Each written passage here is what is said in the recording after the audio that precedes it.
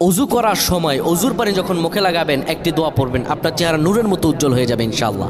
আপনার চেহারা নূরের মতো উজ্জ্বল হয়ে যাবে, চোখ চেহারা থেকে ব্রণ, মেস্তা, কালো দাগ সহ যাবতীয় সমস্যাগুলো আল্লাহ তাআলা দূর করে দিবেন এবং আপনার রিজিকে বরকত হবে ইনশাআল্লাহ।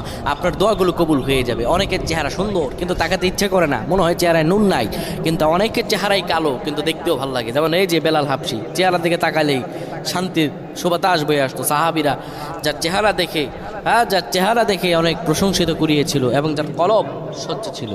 প্রিয় ভাইরা আমার, অজু যখন আপনি করবেন, অজুর পানিতে যখন আপনার চেহারা ভিজাবেন, তখন অজুর পানিতে আপনি এই দোয়াটা 3 বার পরে, দুরূদ শরীফ 3 বার পরে ফু দিবেন।